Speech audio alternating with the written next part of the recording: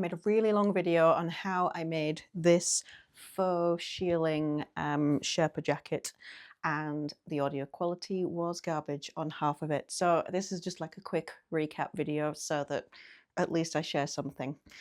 This pattern is the Pattern Scout Cozy jacket. I have made one before, but the one I made before had no pockets and it was super simple. It had the funnel collar. You can also make this pattern with a hood. This utilizes the expansion pack that you can get, which has the collar piece. It also has two patch pockets that you can have here if you want them. I chose not to. We'll get into that in a minute. And also how to make a button down placket instead of having the zipper, which is also what my other version had. So a few things to note if you are also wanting to use this fabric, which is like a double-sided fabric. Mine's suede on the outside and fleecy on the inside, and I got it from Fabricland, I think. So it's very warm and it's like wearing a lined jacket, which is why I like it. But there are a few things to bear in mind if you also want to use this fabric to make this pattern too. Firstly, with the collar, if you want the look of the fleece on the outside, you're actually going to have the upper collar upside down. So you're going to, otherwise you're going to end up with this kind of the same, like right sides together. Also, if you're using the same fabric throughout, you will not need the interfacing on the undercollar. Now, for me, I used a different fabric for my undercollar because actually I had a cutting error and I didn't have any more of the fabric, but it worked out really well. So if you want to, I also do recommend using a different fabric for the undercollar so that helps it to lay nice and flat and it's not super bulky. Another consideration is when you have to finish the seams. I didn't fold the 1/4 inch and then fold again, just because you'd end up with like a lot of bulk. So what I did was I serged mine and then kind of top stitched in place without having that extra fold. And I think that's finished the inside off pretty good. Another consideration is the pockets.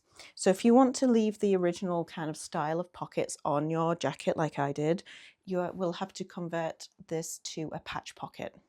So what I did for that was I made the little flap fold over and then I top stitched it in place along these 4 edges and left this open, and I just kind of aligned my pocket to where my seams were because I already hemmed it and had the placket sewn down when I added the pockets on. Lastly, one of the major struggles I had was with the buttonholes because the fabric is so thick. You've got 2 layers of it squishing together right there where you're trying to sew a buttonhole through.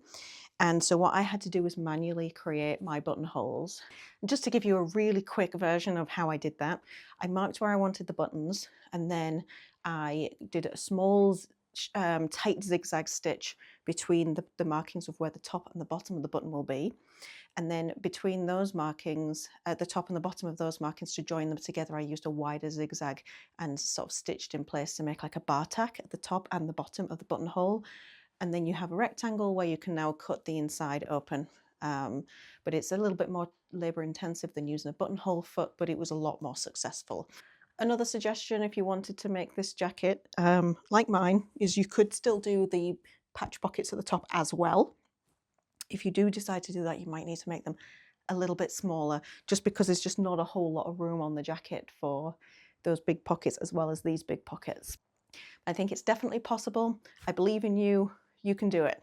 One kind of annoying thing about sewing with this fabric is if you're sewing it right sides together, it means you have to sew with this fluffy side up, and that means you get these like loops. I don't know if you can quite see this, but I keep getting like these loops around my feet and then it jams up the sewing.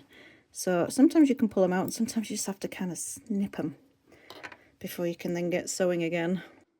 One more thing actually. I also added a lot more top stitching in just to get these seams to lay flat. I kind of just top stitched everything down just to, because it's really hard to press this fabric. And if you do need to press it, which obviously you do at some point, you need to use a pressing cloth. That is all of my tips. Hopefully you found them useful, whether you're just making a different pattern in this kind of fabric or whether you're making a cozy jacket too. Good pattern, so recommend it. So I intend to post some more videos again soon. It's been a little bit slow this year just because of various kind of personal things like moving house into this brand new sewing room. But hopefully I'll have some more quilting and sewing videos for you soon.